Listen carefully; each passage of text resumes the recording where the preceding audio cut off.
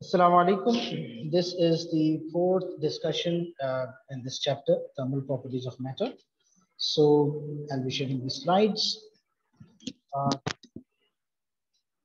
in last lecture, we had seen a cooling curve or a heating curve. For example, this is the heating curve in which a solid is being heated, injects being provided with thermal energy. So it will be converted to liquid at constant temperature known as melting point. And then temperature of the liquid will increase and then the process of boiling will start at boiling point and then temperature of the gas increases. So during these change of states, during phase 2 and phase 4, we are constantly providing thermal energy through some source, but temperature is not increasing, and that thermal energy is being utilized to change the state of that substance, to separate the molecules or to move them apart. So this is known as latent heat in that time. Latent in Greek mean hidden heat. So while calling it hidden, you are calling it hidden because heat is being provided, but you are not looking at any evidence at any temperature change. So hidden, that is being used to separate the molecules or to weaken intermolecular forces or to change the state of substance. That's why you are calling it latent heat. Okay. Now, in case of the process of melting, you call it latent heat of fusion. So at first we'll be discussing latent heat of fusion. So latent heat of fusion is thermal energy provided to a substance to change its state from solid to liquid form at constant temperature. So in that case, latent heat is, yes, we have it. Energy needed to change a substance from solid to liquid without change in temperature, or you can say at constant temperature. Latent of vaporization is the energy needed to change the substance from liquid to gas without a change in its temperature. So you can see there is no mention of mass here. So these values will be different for different amounts of substance. For example, we have a glass of ice cubes and we are converting those ice cubes to liquid form. So thermal energy required will be some value. And if we do this process for a bigger container, for example, a saucepan of ice is being converted to liquid form. So thermal energy required now will be more. So latent heat for saucepan of ice will be more as compared to latent heat for glass of ice. Okay. So it means for different masses, latent heats are different values. So we need to have a universal constant. So we'll go for specific latent of fusion. But before that, we can have a look at the formulas which we can establish for latent of fusion. So we define latent of fusion and we can give it a symbol. Capital LF, F is in subscript is equals to Q. So simply thermal energy provided is the latent heat of fusion in this case. So unit of Q is joules. So unit of latent heat of fusion will also be joules. For latent of vaporization, we will have LV, capital L, and in subscript we will have V will be equals to Q.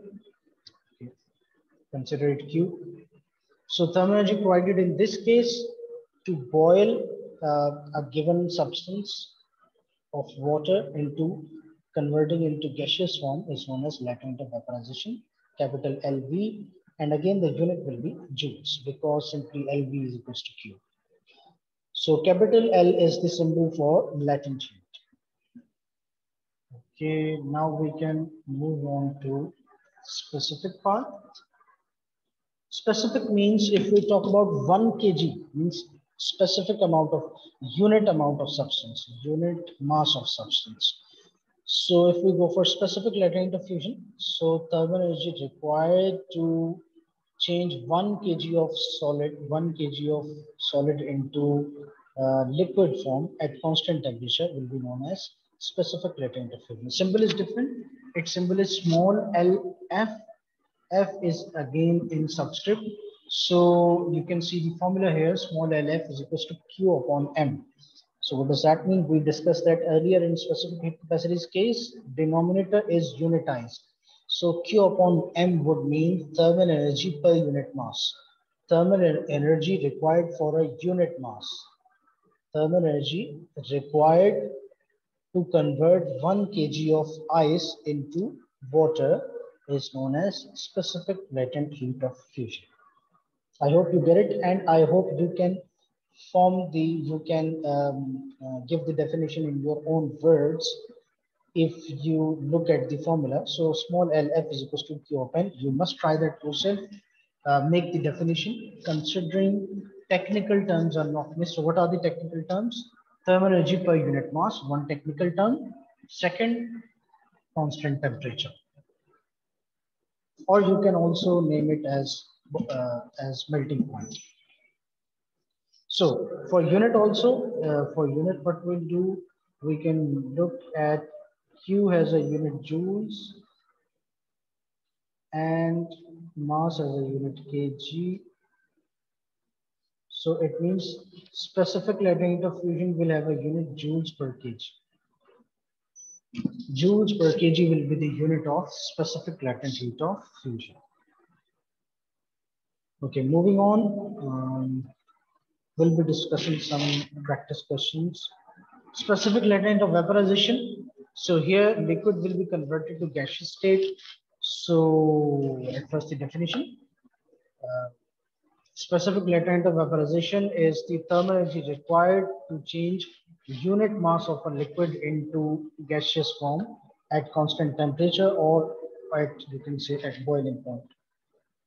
So mathematical form is small lv is equals to Q upon M. Unit will be same, joules per kg. And we can put in the values and find out the answer. So some values are given here. Specific latent heat of ice is given 336 joules per grams. Specific latent heat of steam is given, and specific heat capacity of water. And so these are separate things which we'll be using in our questions. Okay, how much energy is needed to change 5 kg of ice at 0 to water at 20? So it involves two processes, two steps. One is converting 5 kg of ice into water, and second, increasing the temperature of that water. So in first process, you can say energy needed to melt the ice is, that will be taken from the relation small LF is equals to Q upon M. So rearranging it, will get Q is equals to MLF. From this formula, LF is equals to small LF is equals to Q upon M. So rearranging it will give us Q is equals to MLF. So we can use that here. Q is equals to MLF. This L means LF. So 5 into 336 joules per grams. Now that 336 is given in energy per grams. If it would have been joules per kilograms, it would be 336,000. So I hope you can understand that thermal energy for a gram will be lesser and thermal energy for a kilogram will be more. So if you are given with some constants, for example, you are given here specific latent heat of ice 336 joules per gram. So in kilogram it will be 336,000 joules per kilogram, because more energy will be required to convert 1 kg and less energy will be required to convert 1 gram. Okay, moving on. So you will calculate thermal energy required to change that solid into water, that is 1680 joules. And then we can find out the energy required to change the temperature from 0 to 20. So relation used here is Q is equals to MC delta theta. So M is 5 grams, C is 4.2. So we have discussed that earlier. Specific heat capacity is 4200 joules per kg degree Celsius. But if we are going for joules per gram, so that will be 4200 upon 1000, that is 4.2. Okay, then the temperature changes 20 degrees Celsius, 0 to 20. So that energy will be required that energy will be provided will be 420 joules. So total energy to perform these two functions is 2100 joules. Okay, now you can go for this example 11.8 yourself, and you can comment in the comments below, and you can attempt two more questions, practice questions we have here. You can do that too, and we'll have a discussion in comment box. I have added an exercise here that is from book which I'm following. So structured questions are here. You can solve this structured questions, and if you need to correct the, or if you need to match it with the marking scheme, you can ask for that in the comment section, and I'll be sharing that with you, or I'll be correcting whatever you submit to me. Okay. So we can have a revision of the topic so far. I want to do that. I want to, at the end, write down the formulas at a page, because here in this topic so far, we have discussed 6 new quantities, 6 new formulas, 6 new definitions, and 6 new units. That is the most uncommon thing here, because all these units are in SI units form. Those doesn't have names. For example, um, force. Force has a bigger, longer unit in SI terms, basic unit terms, but we have a name for that. That is Newton. And again, for work done and power, we have joules and watts. But for these 6 quantities, these units are given in basic units forms. There are no names for them. So I emphasize that you write down these quantities, their definitions, their formulas for a written practice. So for heat capacity, capital C, Q upon delta theta, unit is joules per degree Celsius. Specific heat capacity, small c, Q upon m delta theta, joules per kg degree Celsius. And you can rearrange this relation to Q is equal to mc delta theta. For change of state, the process of melting, boiling, freezing, and condensation can be defined.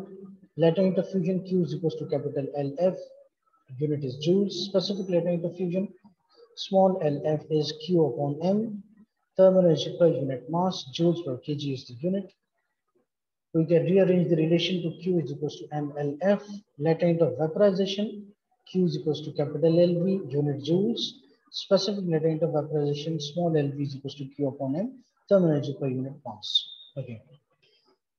Now we'll be moving on to next two topics, that evaporation and thermal expansion. So that will be all for this discussion.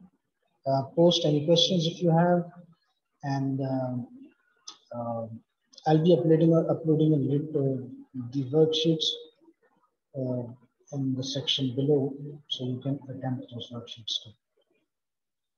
Do like and subscribe the video and comment your questions.